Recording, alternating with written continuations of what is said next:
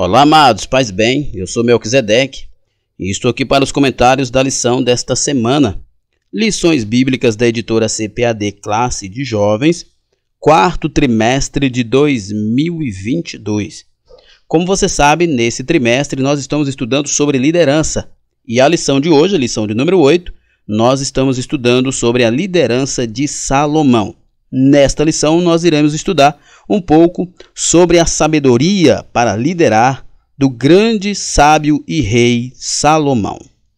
Lembrando que o ebdemfoco.com disponibiliza para você os slides da EBD prontos para serem usados. Isso mesmo. Para você ter mais tempo para estudar e não precisar ficar preparando os slides, o ebdemfoco.com disponibiliza para você os slides da EBD prontos para serem usados. Você faz a assinatura, né? Você se torna assinante do ebdemfoco.com e você tem acesso aos slides de adultos e os slides da revista de jovens, além de slides de escatologia, sermões em PDF, curso básico de teologia e cursos diversos. Acesse o site www.ebdemfoco.com ou fale agora com a nossa equipe do WhatsApp. Não se esqueça, o WhatsApp é 94DDD 984244120. Lembrando também que se você usa os slides do ebdemfoco.com na sua escola bíblica, tire uma foto e envie para nós pelo WhatsApp, tá bom? Para a gente poder fazer o registro que vocês estão usando os slides do Ebdemfoco na sua escola bíblica. Pois bem, então nós vamos para o nosso comentário e nós começamos aqui com o nosso texto principal, né? Já falei que o nosso assunto é sobre a liderança de Salomão. E o texto bíblico nos diz: dá-me, pois, agora sabedoria e conhecimento, para que possa sair e entrar perante este povo. Porque quem poderia julgar a este teu tão grande povo? 2 Crônicas 1:10. Esta é parte da oração de Salomão quando ele pede sabedoria. Nós vamos ver na lição, e nós vemos em muitos escritos, muitas pregações, que a sabedoria de Salomão foi Deus quem deu. E é óbvio que nós concordamos com isso. Mas eu penso que é sábio, né? Já é sábio quem, quando tem a oportunidade de pedir algo de forma definitiva e objetiva a Deus, pede sabedoria, né? O sábio pede sabedoria. Quem já tem interesse pela sabedoria, pede sabedoria. Então Salomão já tinha na sua índole, na sua personalidade, o desejo por sabedoria. Quando teve a oportunidade de pedir a Deus algo de forma objetiva, ele pediu sabedoria. O resumo da lição: Salomão é reconhecido como o homem mais sábio de toda a história, né? E é óbvio, se ele é reconhecido como o homem mais sábio de toda a história, a história antiga, né? Nós vamos entender que Jesus é mais sábio do que Salomão, até porque Jesus é Deus. Mas ele é reconhecido como o homem, o ser humano mais sábio de toda a história. E é óbvio que a sua liderança é uma liderança pautada por decisões sábias. E isso nós iremos estudar nesta lição. O texto bíblico se encontra em 2 Crônicas, capítulo 1, do verso 1 até o verso 12. Eu não vou me deter no texto como de costume, por uma questão de tempo, mas é óbvio, você com certeza já deve ter estudado e deve estar estudando exaustivamente o texto de 1 Crônicas. Então vamos lá. Nossa introdução. Na lição deste domingo veremos o exemplo de Salomão como líder. É importante ressaltar que, enquanto rei, ele teve pontos positivos e negativos, pois homem algum é perfeito. Isso é óbvio, né? É muita ingenuidade e falta de sensibilidade da parte das pessoas que não entende o erro, a falha e até o fracasso de alguém. Porque nós sabemos que as pessoas são imperfeitas. Nós somos imperfeitos. O único perfeito que habitou essa terra foi Jesus. Ele nunca falhou, ele nunca errou. Mas os homens mais sábios, mais entendidos de toda a história, como Salomão, ele cometeu erros. E isso é compreensível e aceitável, porque nós temos uma natureza caída, pecaminosa, tendenciosa ao erro. O seu maior legado como veremos na lição, foi a sua sabedoria e a sua ação na construção do templo. Salomão era a pessoa certa para esta realização que foi tão almejada por seu pai. Nós sabemos que Davi desejava construir o templo, não por ambição, não por vaidade, mas por zelo. Davi dizia assim: não é possível, não é aceitável que eu, um mero humano, habito num palácio e enquanto isso o Senhor está em um tabernáculo desmontável, enquanto isso a arca do Senhor está em um tabernáculo desmontável, né? Ele tinha como zelo construir o templo não por vaidade, mas por zelo. E nós estamos vendo aqui que o legado de Salomão foi a sabedoria e a construção do templo, né? A sabedoria de Salomão se expandiu, né? Os seus atos, as suas performances de sabedoria levou ele a ser conhecido naquele mundo, naquele momento, em todo o mundo, como ele é conhecido em todo o mundo agora também, mesmo milhares de anos depois, quase 3.000 anos ou até 3.000 anos depois. No início do seu reinado, Salomão buscou a Deus e a sua orientação para governar, mas com o passar do tempo seu coração se apartou do Senhor e foi corrompido pelas riquezas e por suas várias esposas e concubinas. Eu destaquei aqui nesse texto algumas palavras. Buscou a Deus e a sua orientação, né? Esse deve ser, né, a ação, né? Esse deve ser o passo de todo aquele que assume uma liderança.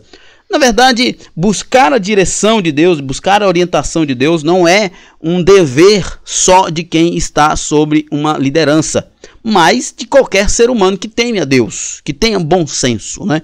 Então, eu destaquei aqui que Salomão, a primeira coisa que ele fez quando assumiu como rei foi buscar a orientação de Deus.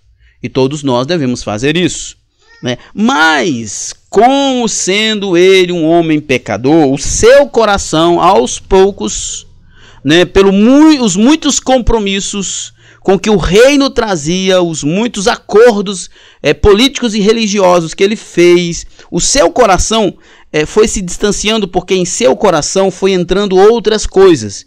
E com isso ele foi se desviando da presença de Deus, e diz a Bíblia que no fim dos seus dias Salomão pecou contra Deus por causa das suas muitas esposas. Isso é importante a gente refletir, porque muita gente diz: Salomão teve muitas esposas, né? 1000 mulheres. Há uma possibilidade de Salomão nunca sequer ter se deitado com muitas dessas mulheres. Porque qual era a razão dos casamentos e das uniões e dos namoros de Salomão? Eram acordos políticos. Eram acordos políticos. Somente isso. Na maioria das vezes, pelo menos, era isso. E ele, para poder agradar a sua esposa ou a sua concubina e o seu reino, ele foi fazendo concessões. E isso aqui é muito importante. Até onde nós podemos ou devemos fazer concessões quanto aos nossos valores? Até onde nós podemos ceder? Até onde nós podemos dizer sim, pode ir, eu permito? Até onde nós podemos fazer concessões e não ter os prejuízos que Salomão teve? Seu exemplo enquanto líder nos mostra que jamais devemos deixar de buscar ao Senhor, né? Seu exemplo, né, ele teve o seu legado de ser um homem que buscou sabedoria, que construiu um grande templo, mas ele deixa um exemplo muito importante para nós também, que jamais devemos deixar de buscar ao Senhor, de buscar a orientação de Deus quanto ao que vamos fazer.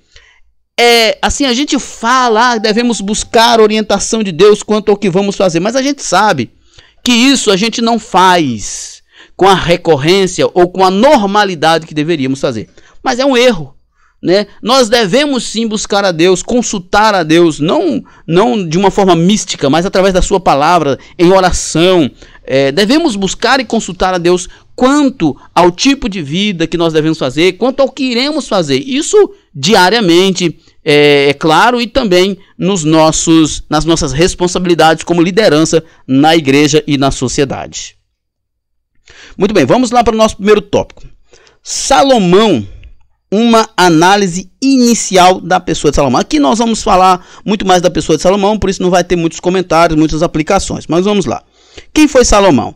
Salomão era filho de Davi e foi o terceiro rei de Israel, né? Ele governou muito provavelmente entre 971 e 931 a.C., né? 900, quase 1000 anos antes de Cristo. Portanto, cerca de 40 anos foi o governo de Salomão. É interessante notar que Saul governou 40, Davi governou 40 e Salomão também governou 40 anos. Era filho de Davi com Batseba, né? A ex-esposa de Urias, que Davi mandou matar, né? Colocou ele para estar no fronte da batalha e assim ser morto, né? E o seu nome significa pacífico, uma característica de seu reinado que foi marcado pela tranquilidade, em contraste com a liderança de seu pai, marcado por muitas guerras e tensões. O profeta Natan chamou Salomão de Gedidias, cujo significado é amável ao Senhor. Bom, eu destaquei aqui 3 termos. Reinado marcado por tranquilidade, né? Não é à toa que o seu nome significa pacífico. E como eu já falei, o reinado de Salomão foi um reinado de acordos políticos. As suas esposas e namoradas não era apenas um desejo carnal, não era apenas uma vaidade de Salomão, fazia parte da passividade do seu reinado. Ele fazia acordos, como era de muito costume naquela época, com os reinos à sua volta, e assim, para selar esses acordos, ele casava ou se comprometia de alguma forma com esses reinos, casando com filhas e assim por diante. Então, ele teve um reino tranquilo. Foi ter problemas já no finalzinho do seu governo, quando ele se afastou do Senhor. Salomão tem sido considerado o homem mais sábio de toda a história. No entanto, ele não ficou isento de erros, né? Como eu já falei, ninguém pode, em sã consciência, achar que qualquer homem ou mulher na face desta terra seja isento de erros. Até os especialistas erram, né? Até as melhores pessoas erram. Os mais competentes erram, porque nós somos falíveis. Isso aqui é importante tanto para o líder quanto para o liderado, porque tem líder que acha que ele é intransponível, invencível, incansável, que ele é indestrutível, e não é.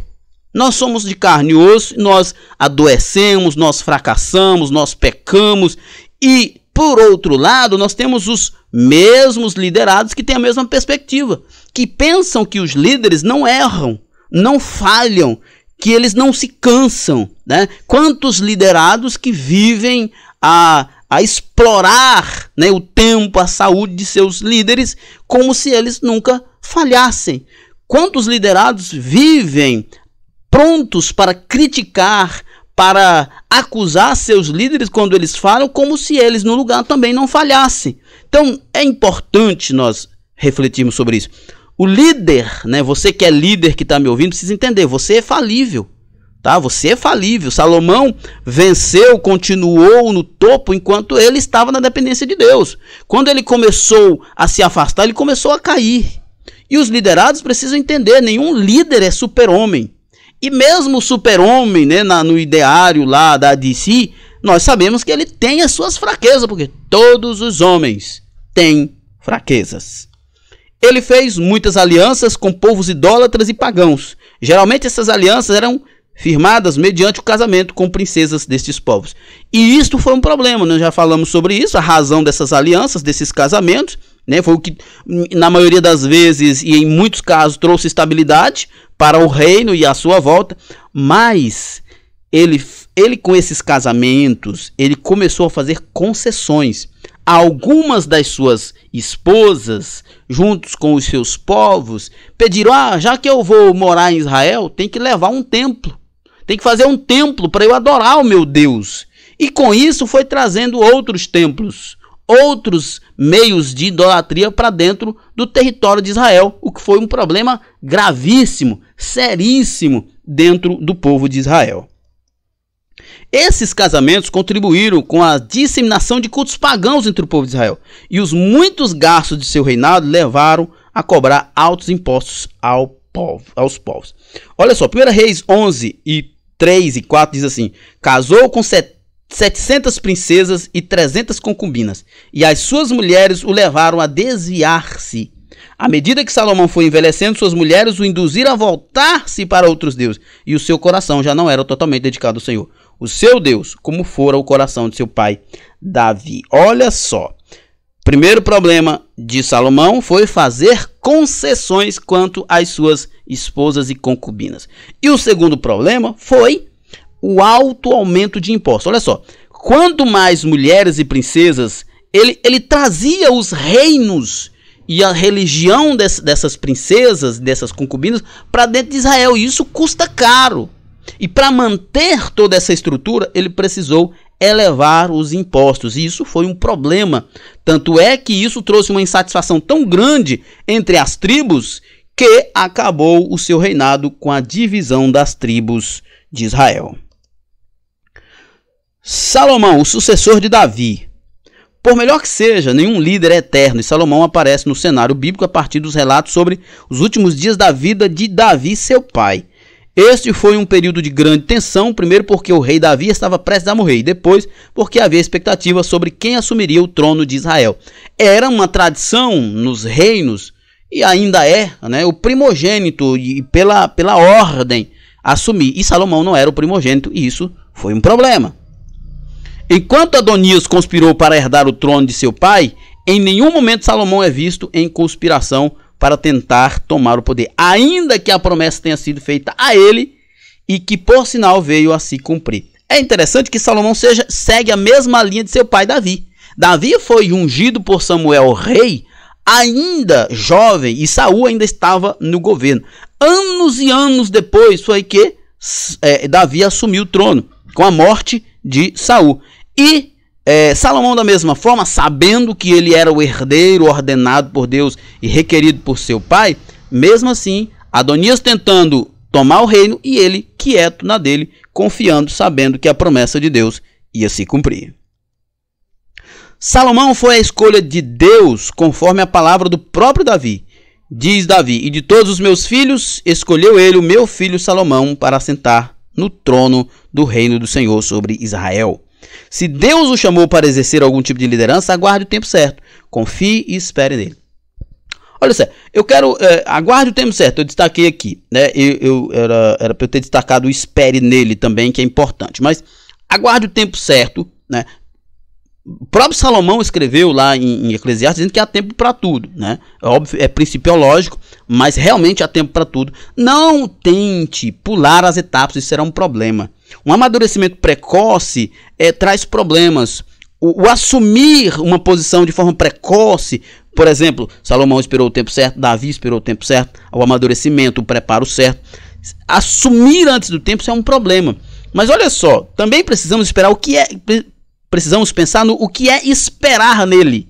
Esse esperar nele não é você cruzar os braços e ficar descansando. Por exemplo, vamos fazer uma aplicação. Você que é professor, você que tem um chamado para o ministério, e você diz, vou esperar acontecer. E você dedica a sua vida às redes sociais, você dedica a sua vida à inutilidade dessa vida. E não se prepara em oração, não se prepara em fazer um curso de teologia, não se prepara em ler livros, comprar bíblias e assim dedicar a sua vida ao estudo. Isso não é esperar. Isso é inércia. Isso não é confiança, não é esperar. O esperar dele aqui era buscando preparação, se preparando, aguardando e confiando no Senhor, que no tempo certo ele assumiria a posição. E nós precisamos entender que há o tempo de Deus para nós assumirmos as posições, mas nesse período nós precisamos estar nos qualificando para tal. Salomão, o líder mais sábio de toda a história. As escrituras sagradas apresentam Salomão como o homem mais sábio de sua época. Isso fez dele um líder próspero, respeitado e famoso em todo o mundo, e digno de ser consultado por muitas lideranças de seus dias.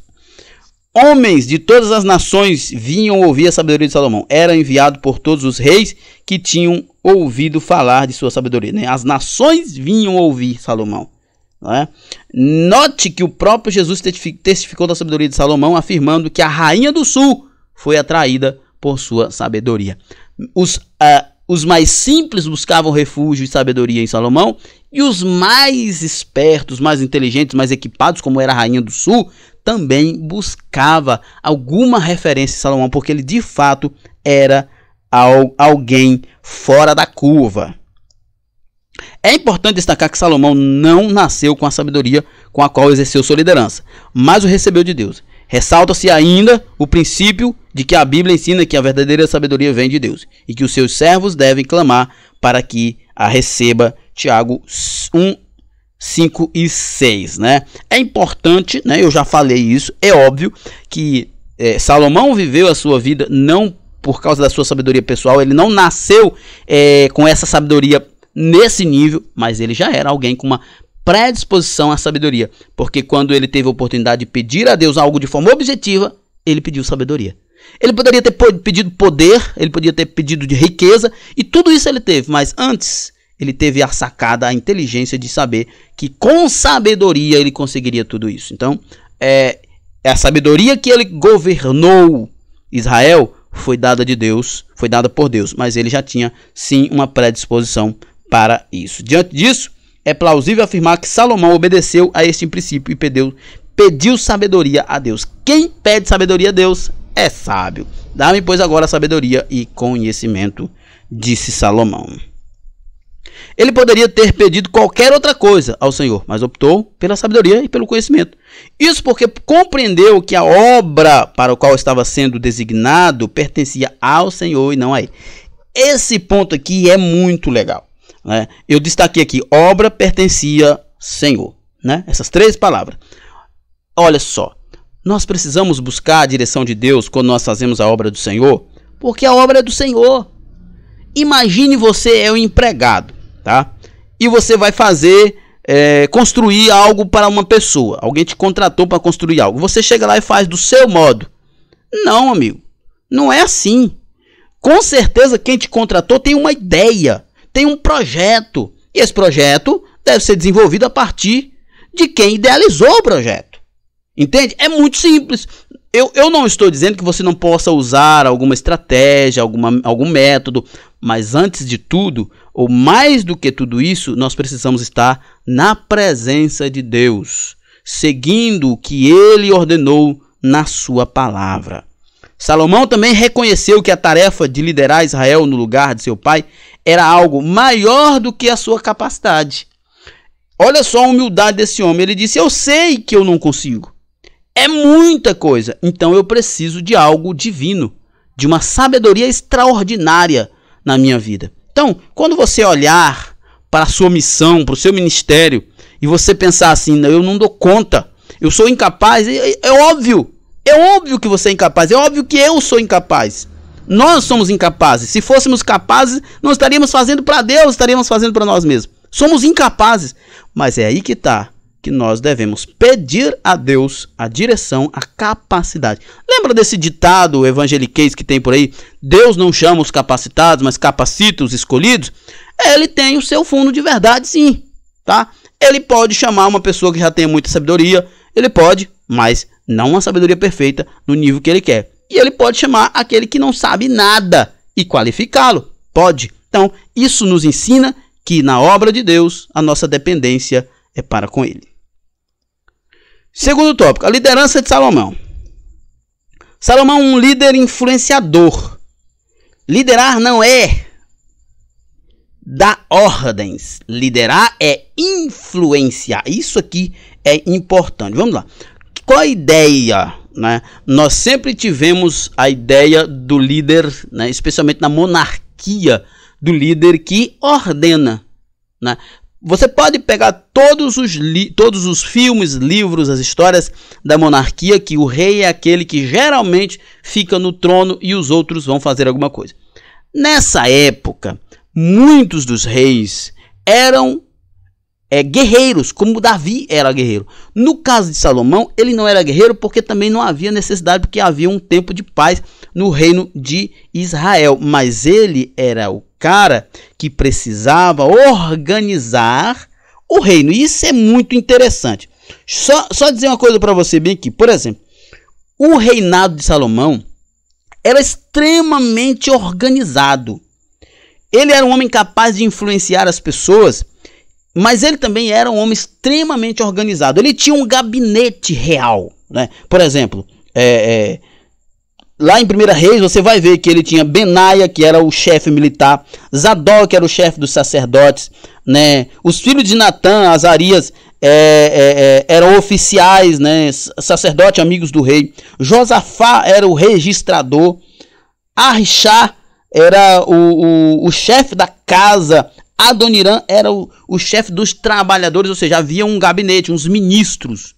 Olha só que interessante. Havia os ministros, tipo o ministro da defesa, o ministro da religião, enfim. Tinha essas pessoas que organizavam as pastas principais da gestão do reino, isso próximo a Salomão. Mas ele também tinha os governadores das tribos. Eram 12 tribos e 12 governadores, ou seja, o reino de Salomão, enquanto ele estava obedecendo a Deus, era extremamente organizado. Por causa dos seus problemas com suas mulheres e dos altos impostos, que ele se desvia das virtudes de Deus ali, então ele começa a ter problema. Mas a maior parte do seu reinado foi bem sucedido, porque ele era um homem extremamente organizado e extremamente capaz de influenciar as pessoas. Qual missão foi esta? Construir o templo, né? Para Deus, conforme as orientações que lhes foram dadas. Ao reconhecer que sozinho não conseguia desenvolver o trabalho, Salomão buscou a Deus e influenciou milhares de pessoas, né, para trabalhar, cooperando assim com a sua missão. Ele era um homem influenciador, e isso é importante.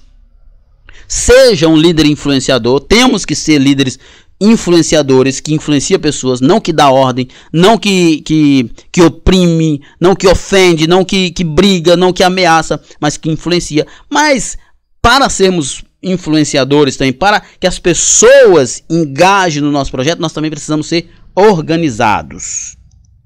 O poder de influência de Salomão ultrapassou os limites geográficos do seu reino, pois muitos líderes e pessoas influentes vinham de todas as partes para conhecer sua sabedoria, como nós já falamos lá da Rainha do Sul. Tal verdade é vista no conhecido episódio da Rainha de Sabá, né? Foi a Jerusalém para ver de perto o que tinha ouvido a respeito de Salomão e ficou admirada com aquilo que presenciou, conforme o relato de 2 Crônicas 9, 5 e 6. Né? Então, ela chegou lá, ela foi até lá, né, para poder conhecer o que ela havia ouvido falar, e ainda ficou mais surpresa, mais admirada com tudo que ela viu em Salomão, a sua capacidade de gerir pessoas, de gerir um reino com tanto êxito, de fazer acordos políticos bem-sucedidos e de ser um homem bem organizado. Uma liderança participativa, que é muito importante isso aqui. Há quem pense que liderança corporativa ou liderança participativa seja termos dos dias atuais. Contudo, veremos que estes são conceitos presentes já na liderança de Salomão, que foi o que eu falei agora há pouco, né? Ele tinha um gabinete, ele tinha lá os seus ministros, né? Vamos colocar assim nessa linguagem que eu falei, Benaia sobre os militares, Zadok sobre os sacerdotes, os filhos de Natã, Azarias sobre os oficiais, né? Josafá era o registrador de todas as coisas, né? O historiador lá, o escrivão. Arishá era o chefe da casa de Salomão. Adoniram era o chefe dos trabalhadores. E tinha todos os governadores das tribos, os líderes das tribos. Então, o êxito de Salomão não foi uma coisa centralizada nele. Foi uma liderança centralizada em Deus e de forma corporativa. Isso aqui é muito importante. Nós não podemos, né, liderar na casa de Deus, na igreja, de forma exclusivista. Quando nós falamos de corporativo, a ideia é de corpo, né? Nós não podemos tomar decisões de forma unilateral. Nós precisamos tomar as decisões e atuarmos em prol do corpo.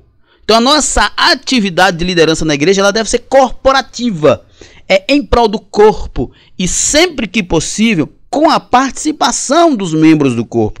Eu tenho um amigo que é da nossa igreja que ele sempre diz assim: as decisões da igreja devem ser tomadas o máximo possível fora do âmbito pessoal, sempre que possível no âmbito corporativo, ou seja, que todos participem, que todos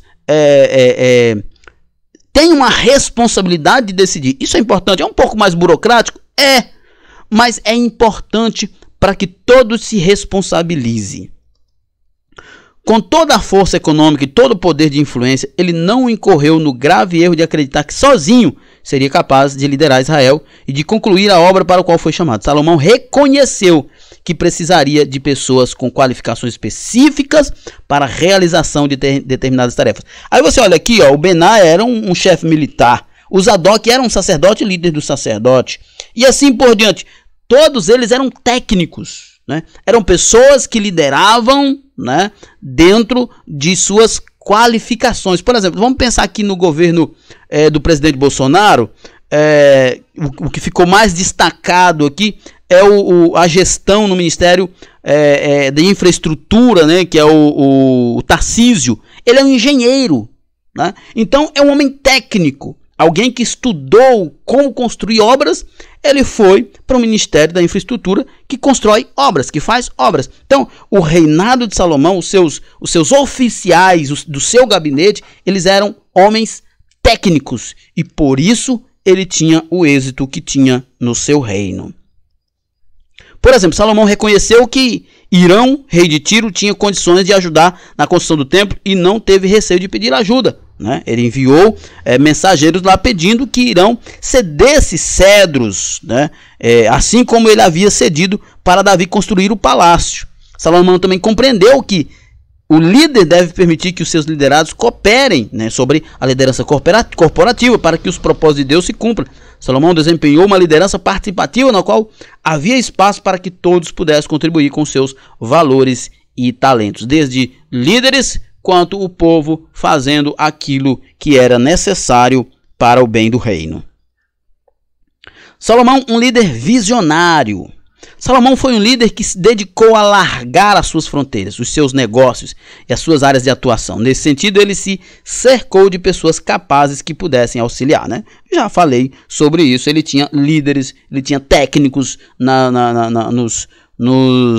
nas áreas específicas que exigia desenvolvimento para o reino, como aqui o gabinete com o Benaia nos militares, Zadok sobre o sacerdote, Azarias sobre os oficiais, Josafá nos registros e assim por diante, né? Ele se cercou de pessoas técnicas. É importante que você, numa liderança secular, se cerque de pessoas técnicas.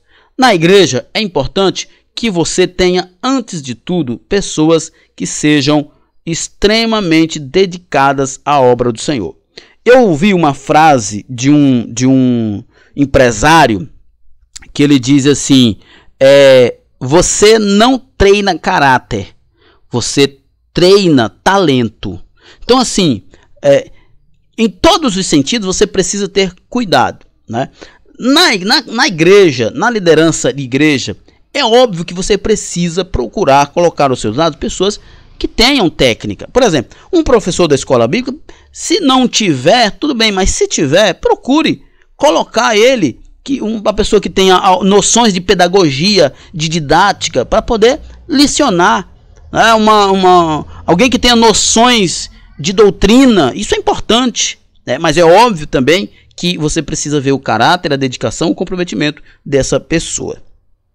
Além disso, se empenhou em manter a força de seu exército e estrategicamente estabeleceu lideranças independentes sobre cada uma das 12 tribos, sem negligenciar o aspecto religioso de todo Israel, né? É interessante, o reino mais pacífico da história de Israel tinha um exército extremamente forte. Olha só como isso é interessante, né? Nós estamos vivendo uma época da guerra da Rússia contra a Ucrânia, né? E o que aconteceu? A Rússia sempre se manteve com seu perfil bélico-militar, né? Sempre desenvolvendo novas tecnologias, novas armas, aumentando o seu exército e assim por diante. E a Ucrânia, quando houve a separação da União Soviética, a Ucrânia chegou a devolver para o Kremlin armas de grande poder de destruição, porque eles entendiam, a Europa Europa toda ali, entendiam que não havia mais necessidade de ter poder bélico. Eles achavam estranho ver a Rússia desenvolvendo e tal, buscando novas tecnologias, crescendo seu exército, e eles ali achando que não, nós vamos ver uma era de paz e nunca vai precisar de armas desse poder. A Rússia decide do nada, sabe-se lá o que passa pela cabeça do seu Putin, a invadir a Ucrânia. E o que a Ucrânia faz? Fica acuada, fica de mãos vazias. A Europa tem os seus compromissos com a Rússia e fica difícil enviar tropas e armas para a Ucrânia. Eles ainda estão conseguindo enviar armas, mas tropas não conseguem. Mas, olha só, por que a Rússia não invade os Estados Unidos? Não invade uma Inglaterra, uma Alemanha? Não é só por questões territoriais, é porque tem um poder bélico também. O poder bélico de Salomão não era uma questão para conquistar terreno. Ele conquistou territórios fazendo acordos políticos. Mas ele sabia que com esse poder bélico ele podia sim manter a paz dentro do seu território. Ninguém ia ousar invadir Israel. Então, o que acontece? Às vezes você tem que ter as suas defesas. E nós estamos vendo a Europa discutindo etimologia dos nomes, desconstrução de gênero, o feminismo, linguagem neutra. Enquanto isso, a Rússia invade a Ucrânia e ninguém pode fazer nada. A visão de Salomão contribuiu para aumentar a riqueza do seu reino. Visão. Um homem de visão. Por que ele era um homem de visão? Porque era um homem que tinha acesso à informação, estudado, buscava conhecimento. Ampliar o comércio exterior foi uma visão que ampliar o comércio exterior, isso é básico, gente. Básico. Uma economia aberta é uma economia que gera emprego, que gera renda. Todos nós sabemos disso. Somente os governos de esquerda que acham que isso é errado. Ele edificou novas cidades e buscou conhecimento, pois ele dedicou a leitura, a música e as ciências do seu tempo. Ele não ficou parado. Olha só como é que isso é interessante. Salomão pediu a Deus sabedoria. Mas como é que essa sabedoria veio? Num passo de mágica? Não. Deus deu sabedoria, mas ele aperfeiçoou essa sabedoria para o seu tempo. Isso é importante. Nós precisamos ter conhecimento bíblico e precisamos aperfeiçoar esse conhecimento para o nosso tempo. Isso é muito importante. Salomão não teve medo de expandir aquilo que havia sido estabelecido pelo seu pai, Davi. Não teve medo de ser grande. Terceiro tópico, uma liderança fundamentada em princípios. Isso é extremamente importante. Salomão, um líder de princípios. É atribuído a Salomão a autoria dos seguintes livros poéticos: Provérbios, Cantares e Eclesiastes. O livro de Provérbios é um conjunto de máximas que visam ensinar a sabedoria para auxiliar as pessoas a viverem corretamente, né? O livro de Provérbios tem esse objetivo. É muito legal quando você lê Provérbios, e aqui em casa, no nosso culto doméstico, nós estamos lendo Provérbios. É muito legal que você encontra textos bem simples, né? Bem simples, dizendo assim: obedeça teu pai, filho, obedeça teu pai. Tipo assim, olha, homem, não se envolva com a mulher prostituta que você vai ficar pobre. Você vai ficar miserável. São coisas simples do dia a dia de todas as pessoas que Salomão viveu, entendeu e nos passou. Pensar em uma liderança segundo os padrões de Salomão passa inevitavelmente pela observância de alguns princípios expostos no livro de Provérbios, como por exemplo, o líder precisa saber ouvir. Né? Provérbios 18 e 13 diz que o líder, que é importante, né? Todo homem esteja apto a ouvir e tardio a falar. O líder precisa saber ouvir, por exemplo. Quem responde antes de ouvir comete insensatez e passa vergonha. Agir de forma justa. Não é bom castigar o inocente, nem açoitar quem merece ser honrado, né? Justiça. Olha como é importante, né? Você ser justo com as pessoas. Trabalhar arduamente. As mãos diligentes governarão, mas os preguiçosos acabarão escravos, né? Tem uma fábula que eu acho muito legal, de que um homem dono de uma grande vinha né, e seus filhos, ele estava para morrer, e seus filhos, mortos de preguiça, não queriam cuidar da vinha, porque nem estava com dificuldade ali para produzir. E ele então disse: olha, para os meus filhos se engajarem nessa batalha para fazer essa vinha voltar a produzir, eu vou dizer para eles que tem um tesouro enterrado dentro da vinha. Então o dono da vinha morreu e os seus filhos passaram a procurar esse tesouro.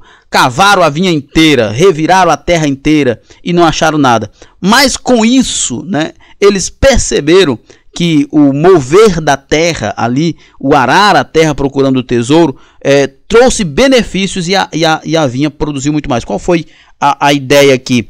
A maior riqueza de um homem é seu trabalho, amigo. Trabalhe. O apóstolo Paulo diz: eu trabalho para não ser pesado a ninguém. O apóstolo Paulo diz: a ninguém devais coisa alguma a não ser o amor. Então trabalhe. É horrível você ver pessoas que são preguiçosas, acordam tarde, dependem de cesta básica, pessoas na igreja que se escoram em um favor. Isso é horrível para a comunidade. Então desperte, trabalhe, faça alguma coisa. É importante isso. Adquirir sempre conhecimento. No coração do que tem discernimento, adquire conhecimento. Os ouvidos dos sábios saem à sua procura. Provérbios 18 e 15. É importante. Estude.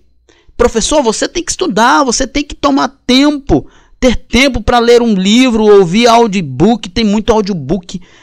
Nós temos as aulas em áudio. Você pode ouvir trabalhando no fone de ouvido, em casa, descansando. Enfim, há muitas formas de você aprender. Busque conhecimento para você ser uma pessoa que faça diferença na sociedade. Dar oportunidade para que todos falem. Provérbios 18, 17 diz: o primeiro a apresentar a sua causa parece ter razão, até que o outro venha à frente e o questione. Então, se você nega, né, a oportunidade de alguém se expor, pode ser que você esteja sendo enganado. É importante você ter uma segunda opinião sobre algumas coisas. É óbvio, né, que tem coisas que são verdades absolutas, como a palavra de Deus. Mas mesmo um ponto de vista pode ser visto de outro ponto. E isso pode ser interessante. E ter resiliência. Provérbios 24 e 10 diz: se você vacila no dia da dificuldade, como será limitada a sua força?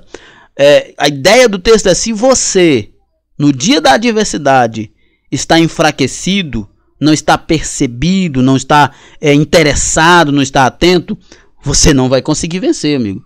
Então, precisa estar atento, resiliente no dia da adversidade.